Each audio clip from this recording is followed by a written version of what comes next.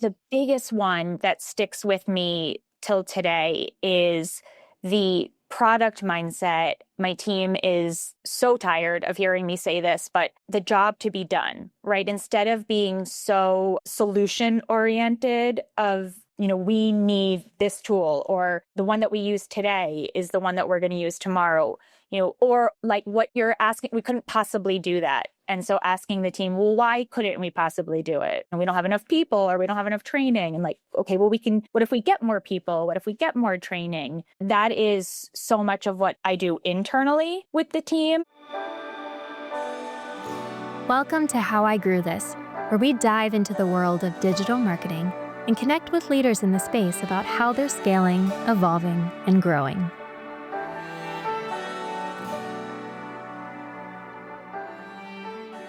Welcome to How I Grew This. I'm so excited about our guest today, Rebecca Nackson. Hello. Hello. Great to see you, Amanda. Great to see you. And we have Adam here, of course. Rebecca and I go way back, and it took this to get us to catch up. But I met her when she was leading marketing at Bandsintown. And even then, she was the person that knew everything happening, the tools, the trends, the conferences, who's building what and why. And she's made a career out of that. She's gone on to found and lead Notable as their CEO, where she helps companies make sense of their growth stack. So we're going to dig into all of that today, and so excited to have you here. I'm really excited to chat about all things. Awesome. Well, there's one fun little thing that I noticed about your career that I just have to get into, because I mentioned Bandsintown, but you also worked at Audible and iHeart. So I'm seeing a thread of music, and I want to know what pulled you into that world. Total luck. Already, as I was thinking when you're like, I noticed something about your career, I was thinking most likely it's just going to be a coincidence, because I spoke on a panel a while back where somebody defined these as career squiggles. And I totally run with that expression.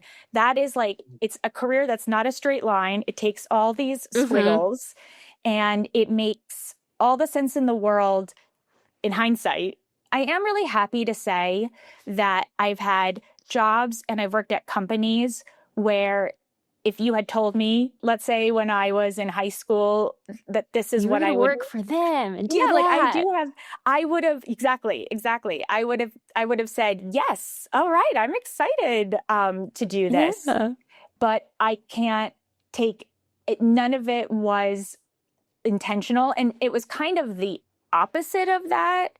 So going to work at Audible, and nobody had heard of Audible, and I would have to explain. And I think the number one customer care call that they would get was people asking, when is one of my tapes or CDs going to arrive in the mail? Oh, honey.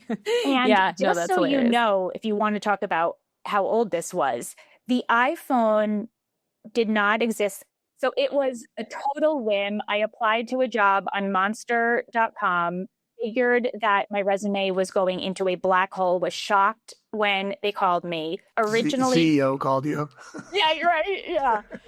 Not far from that. It was a small organization. And actually the person that I went to work for, his department was investor relations, PR, and community relations. And not long after I came to work for him, he left to kind of return to more of the investor world. And I was just sort of aimlessly working there.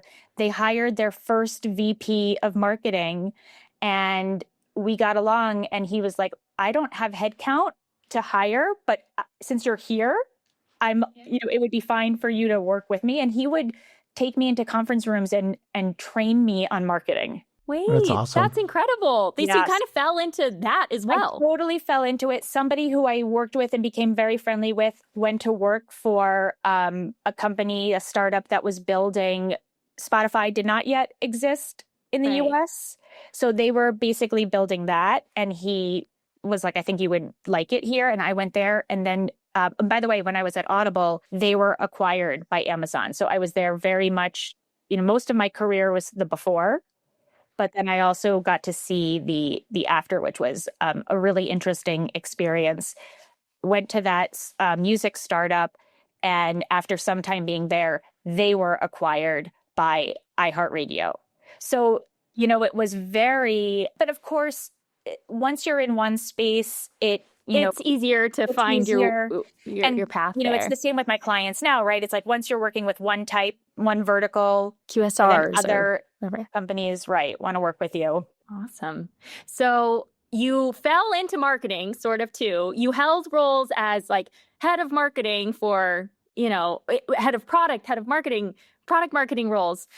So I want to just take a little bit of what you still carry from those experiences now into leading Notable, which we'll talk a lot about in a second. So again, if I go one step back, I was a philosophy major in college, so I studied logic. So again, had no idea, but it was the whole if then, you're writing like, if what I want to happen happens, here's what happens. What is everything a customer could get wrong, right? What is every scenario that I need to anticipate? So I think that's where the product, that was my training to then work into product, and really bounced back and forth between those two. And so when you talk about Notable, I would say that the through lines are, number one, being on one side and then going over to the other side, right? So being a product person who understands the marketer, being a marketer who understands the product person.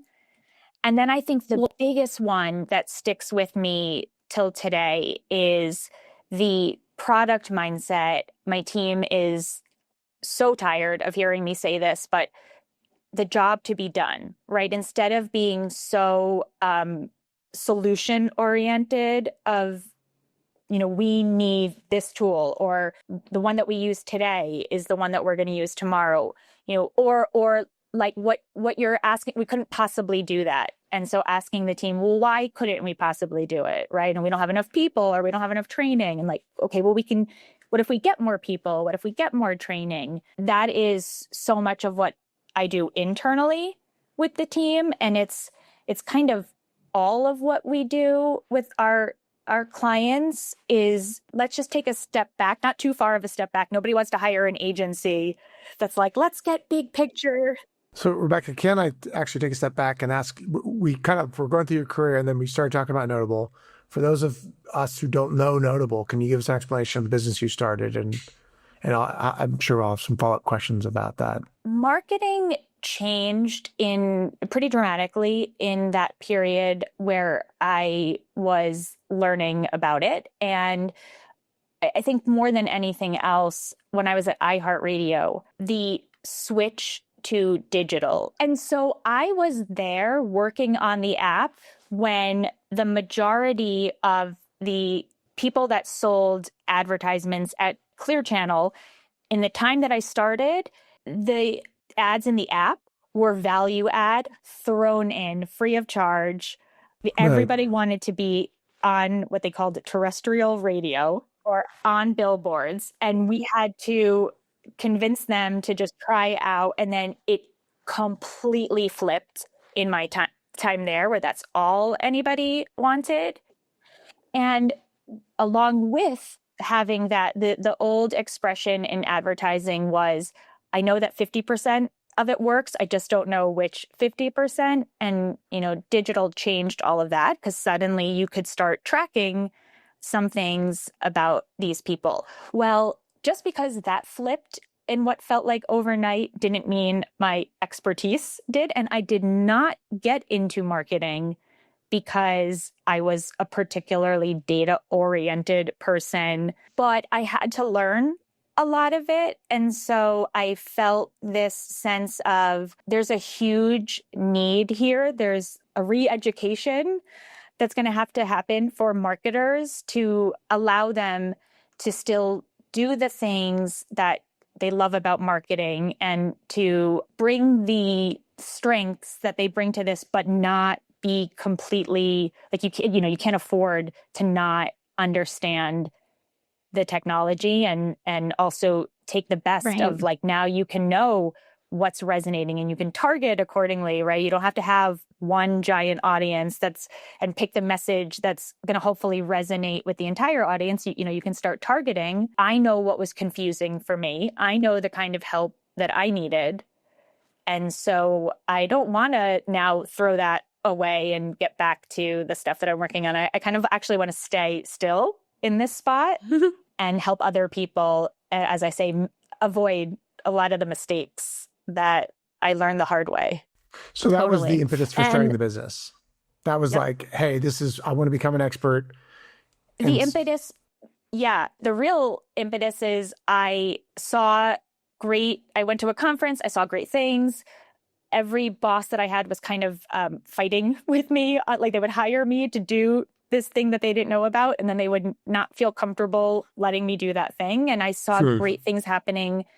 And I thought, you know what? The number of people who know how to do these things is smaller than the people that need that kind of help. So if I go into consulting, I'll have a greater chance have an audience. Actually, And if it's terrible and they don't actually let me do that thing, projects end. And so an agency that I had once tried to hire, when I decided I wanted to consult on this, they said, we're growing the team, come here and do it here. And less than a year after I started doing that, they were acquired. And so I just bring that up because someone's got to hire you, and then they'll get their business acquired. It just happens over and over. Thank you for picking up, because when you were talking about the common thread of music, I think the bigger thread is helping companies get acquired. Hey, that's a pretty cool superpower too. I know. I have. It's just I don't know, because I certainly when I was 3 years out of college going to work in this, but I did think this Audible thing sounds like so really. So you know how to find things that are on the edge, and that's kind of a theme. Then maybe it's like you can also find customers that are on the edge of this great brink of success. They just need a little tinkering. Definitely think I see patterns, and you start to, as you do things longer, you start to see like, oh, not everybody sees this pattern. So I think, and that's essential for an agency, because I think some people look at things like each one is different, and it is. But I see a common denominator beneath it. And I see the sort of 80-20 of like, the last mile or the first mile is very specific if this company is a restaurant versus a streaming product. But I actually see a lot more common, which means every time we do something, we're getting another pass at that thing. And so it's like a snowball. And so if we work with you this year, we know more than we did last year. And next year, we're going to know even more than that. And I really I keep coming back to this totally inappropriate scene from Dazed and Confused where Matthew McConaughey says like, I keep getting older, but they stay the same age. And but I just keep coming back to that scene because it's like everybody, when they're coming to us, they're facing this for the first time and they have all of the anxieties. And we're like, we have seen this 100 times before. It's okay. So it's those patterns that maybe in ways I don't even, realize that I'm picking up on something that has been an aspect of my career. So it's Notable as an agency or consultancy, or is it both? That's a hot topic or debatable. Agency. Yeah. I was trying to. We both tried to come up with a combo of the word. It's not a natural fit. So one of the things that's really key is that we are capable of doing everything that we're advising about. And so the funny thing about starting Notable, I got to work at this agency, thank goodness, for just under a year before I started it. But prolific? Yes. But it's very common that people start a business because they are good at something, right? They work for somebody else. I read a great book about this. They paint houses. And they're like, man, the company is bringing in this amount of money and I'm getting paid, a lot less than that. I could do this, right? And so they start a business because they were great at painting, but not necessarily great at running a business, right? That's always the surprise. And really the way too much of my day and more than I wish is spent sometimes on that side of things instead of getting to do the work that... The painting? Yeah, painting. right. I bring it up because it took me a while. I suffered for a long time of that feeling of there must be something I don't know, stopping me. And let me tell you, looking back now, there was so much that I didn't know. And thank God I just didn't know that I didn't know it because I never... Yeah, they say that figured it a lot out. about starting Everybody business. says that, right? I wouldn't do it again. I wouldn't. And if I knew what I didn't know, I would have been way too scared to do it. But it has been, if you enjoy seeing patterns and trying to get to the essence of a problem, which, again, brings me back to the philosophy background of life. But why, right? I enjoy the running of the business in that regard. It's the same as when we're working with clients. And it's why I have such, it's so cliche, but empathy, both because I've been literally In their shoes. Yeah. Or I shouldn't say I've not literally been in their Figuratively, shoes. unless you actually wear their same shoes. Yeah. Yeah, I haven't yet. That's an exercise that's how we should do a kickoff of like, I want to wear your shoes. I want to actually. And the would be kickoff funny. is a perfect name for it. So ultimately, That's right. But also because like I can appreciate, from running my business, that whole thing of like, there's a million priorities. What is the actual top priority? And the thing that I can always say to our clients is that everybody on the team has had to learn these tools as well. So for some people, it's more recent than others of when they knew nothing about how a particular tool worked. And now they know it like the back of their hand. But we all remember that experience of just saying, I have absolutely no idea what this they're tool... all pretty complicated. And I do think we should spend time for our listeners kind of talking about specifically like, hey, you were in these same shoes of running a marketing strategy or running product marketing for these apps, these businesses, and you're saying, hey, I need a MarTech stack that's going to help me grow. Yeah. What tools do I actually need? And how the heck do I get from buying the tool to getting it working? So can you talk me through that whole process and how you now have made that into Notable and how you help your customers? I mean, that sentence that you just said of going from buying to using it and making it useful it's that step that I think is the most likely to be skipped. The way that I talk about it is we're not exclusive to any one tool, but we do have a small set of tools that we work with and recommend because we would trust them. We have used these tools before. It really is like, which is the right tool for your team and your circumstances. Totally. It doesn't matter what your vertical is, right? Because that's a misnomer, I think. My competitor did this, so we should do the same thing, even though we have a different team and slightly different audience and definitely a different product. It's not a priority right now. Oh, wait, Not a priority it came up right in a now. big meeting. Oh, gosh. Right. Tell me all the reasons why your product is great, but I don't have any time to tell you anything about me. And it's that where I think, initially come in because you have to do a little bit of both. RFPs are written in a way, or evaluations are designed in a way that the prospect gets to say as little about themselves, or they say as much about themselves as they would like to. And then what winds up happening is when you're asking people, can you do these things? You get a bunch of like yeses and nos, very little nos, because everything is usually possible. Yeah. But you don't get any sense of like what will actually be involved and what will it cost you.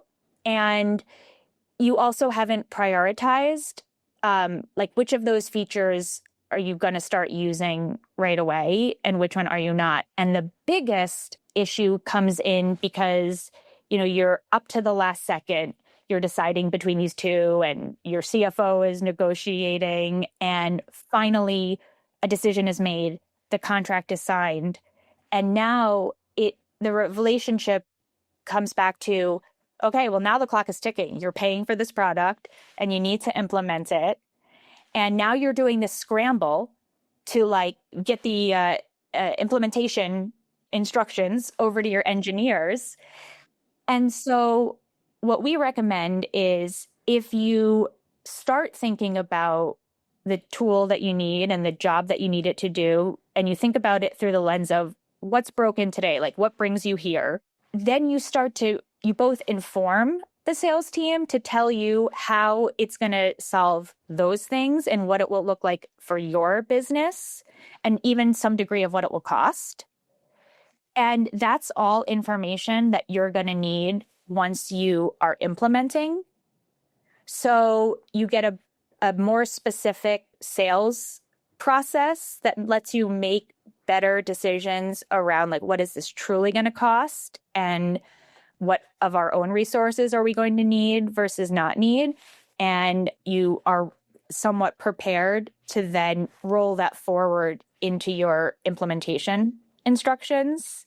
So that's just one example of how you can just reverse it, because it's something that you're ultimately going to have to do, but it makes your sales process better for you and better. I mean, I remember one time when I was buying, I wanted this tool. And so I would feed the use cases to the rep. And she was like, thank you. This makes everything so helpful. It's like, it's helpful for me too, because I want us to have this tool. My boss at iHeartRadio was like, enlist the salespeople to help you get your job done. And so I did, starting when I was at iHeartRadio. And I went from feeling like I don't know this ecosystem at all to soaking all of that up and feeling like, oh, I actually now can advise other people. So that's really interesting. And just to read that back to you, what you're saying is there's good salespeople and bad salespeople, and everyone talks about that. But there's also good customers and bad customers, and a good customer will enlist the salesperson to help them get their job done. I would say there's those that are working smarter versus harder, because there's no such thing as a bad customer. But I think there's a misguided customer, right? There is a kind of customer who enjoys, I don't know if that's the right word, but some degree of like, I'm in charge, you work for me. And that's definitely true in agencies, right? Like I'm the client. Yep. And then there are those... You've seen this from multiple sides. Yeah. Then there are those clients of ours or those buyers who are like, Amanda, we were kind of riffing that they're like, I want this tool. I want a tool. Maybe it's this tool, right? But I want this sales process to succeed in the sense that I make what I need clear. You respond. And if this thing is something that's needed, I'm going to be more successful in my job. So, right, I want to put everything out there that's going to help you. Help me. May the best seller and tool win. So I think let people do some of the heavy lifting, and it doesn't change how much you need to do as the buyer, but it's going to definitely change the outcome. So there's another element of this, right? Because maybe there's a buyer that sits in one portion of the team, and then there's probably a disconnect with the other side. The term that I've just heard so much is connective tissue. We just wind up acting like this connective tissue. It's this dysfunctional family that hasn't talked to each other, particularly as teams are even more distributed than ever before since COVID. I know. A lot of remote. Here we all are remotely. So, they'll say like, oh yeah, that team, like, I don't even interact with them. I don't even know who the person is that I would talk to. And so we reintroduce them to one another. Meet your paid marketer. I know. Lifecycle marketer. Hello. And it is like that. And it's also like you are two sides of the same coin. And the job, and again, this is like the part that we can do, and we're not always successful, but really what we want to show is if you know more about where these customers came from and the ads that they clicked on or the journey that got them here, you're going to have a much easier time marketing to them engaged and vice versa. And that you guys can actually help each other. Right. It's not that you're enemies, right? It's not that like, oh, we can't do anything with these users. They're total garbage. And the other team saying, we spend all this effort bringing people in and that team can't even hold on to them. Keep them. Right. Yeah. Did you want to get into some of the future? I have one question because I think we're running short on time. You spend your day in the MarTech stack. What do you see changing the most in the next, call it 2 to 3 years, and how should marketers prepare? Two things, and I think they're related. One, and frankly, I have felt this way since the beginning, but this is all accelerated, that people are going to be thinking about the solution versus a particular tool. And some of the tools might even be less relevant if necessary at all. So, because all of these tools are just very friendly interfaces and logic, but they're doing things that, technically exist. And you might not, I do a lot of vibe coding, a lot of stuff on Claude, right? So I built something for myself that when I was showing somebody last night, I was saying, this is something I would have had to hire a team of engineers, and it would have taken them months to do, and I'm able to do this overnight. So I suddenly don't need that tool, right, that I would have once paid for. And I do think that the line is going to blur between like, do you need to buy the tool to do automations, or can you take your mail client and just build those kinds of automations? But the build versus buy thing has been going on since the beginning of time, and I can make plenty of arguments of why you might want to buy.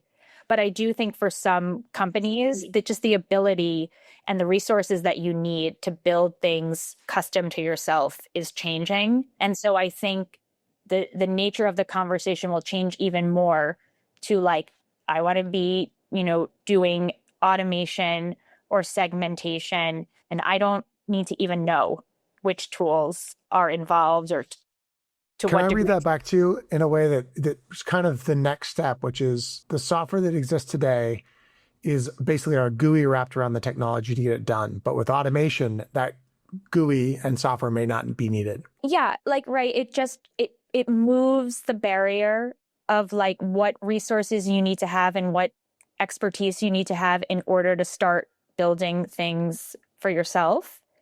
And it's not like build is better than buy so that argument still exists. But if you are prone to building, or if you want to at least dip your toe into there, it's a lot easier or at least to do it temporarily than ever before. So I think that's going to change, it's going to raise the bar, and I'm already finding it happening of like what those tools need to provide in order for it to be worth you buying from them.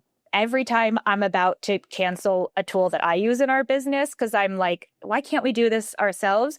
They tend to launch something 3 weeks before that I'm like, okay, wow. Oh, I gotta use this. Now okay, that's something that I can't do, right? So that's been a positive for consumers. And of course, what AI means in terms of automating and having agents do work versus teams. I mean, I have really embraced AI. I use it so much in my business and in my recommendations. And so it is certainly, in the same way that it's changing people's perception of what software or tooling or technology they need, it's clearly having an impact in how people are running marketing teams.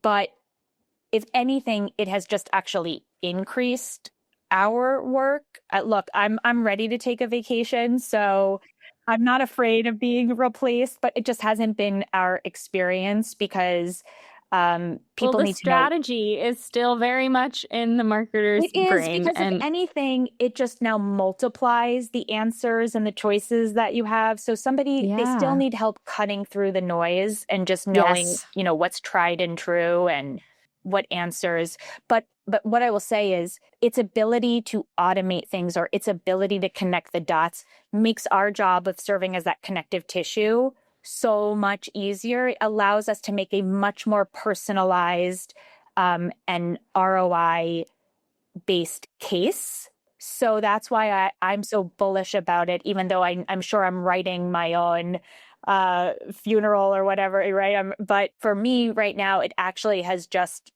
helped us do our job better. And as I often say, you can't scale what you don't trust. So you can't just turn on AI without, it's there to help accelerate and take some of the burden off of you in doing the things that work. But if you just turn it on with no sense of what it's doing and what you want it to do, you're just going to get a ton of noise and not have great results. So, I'm excited about what it means. And I've always loved that about this industry, is that there's one part of me that feels like, wow, I've accumulated, nothing scares me. I got it. I got it all under my belt. Oh, I'm ready to go. There's nothing new, right? And then, meantime, I'm writing down notes because somebody's talking about something that I have never heard of before. So it just keeps it so fresh and so interesting. Awesome.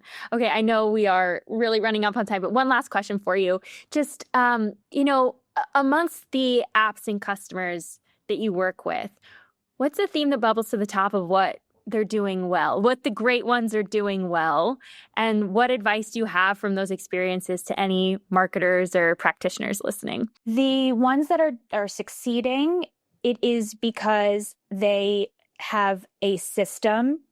It is the full circle of, we have an idea and we run something that is going to answer a question that we have one way or the other. We think if we onboard in a certain way, we think if we run a loyalty program, right? We think if we reach customers at this point, it will increase conversion or it will increase the amount that they spend. And they run a test in a way that's like, we'll know that this was a success if, we'll know that this did not work if, and what's our plan as soon as we realize that it is working to scale it? And what's our plan as soon as we realize that it's not working to take it down? And what are we going to put behind it? Just go through that. And what I say is the teams that are succeeding are doing that piece. And if they're teams that are not doing that, I do not believe that they are growing. And teams that are even keeping that loop relatively small, I think it's like a 401k where, each week they're gaining a little bit of interest. A little bit. And it's these incremental wins, but they always end the year higher than they started versus other teams that are just taking these big swings. And even if it goes really right, nobody has any idea what it was that went so right that they should implement, beyond that one thing. And even worse if it's really wrong. Perfect advice. Awesome. And I can't help but notice that it kind of goes back to your early days and your philosophy major. I can't help but notice that either. And AI too. My parents would jab me to say, like, are you going to be a chief philosophical officer one day? But, there's like a whole ethical. Look who's laughing now, huh? Look who's laughing now. Yeah, we're going to need those. Yeah, I think we might. Yeah. Okay. Well, I just absolutely love anytime I get to connect with you. You're such a great relationship builder, and I'm sure that is a big reason that you've been so successful. But thank you for sharing all of this with us today and with our listeners, and so great to have you on. Oh, this was so great. Thanks for calling me successful. Hey! The CEO, founder Take of the a moment company. to pat yourself on the back. Thank you, guys. This was really fun.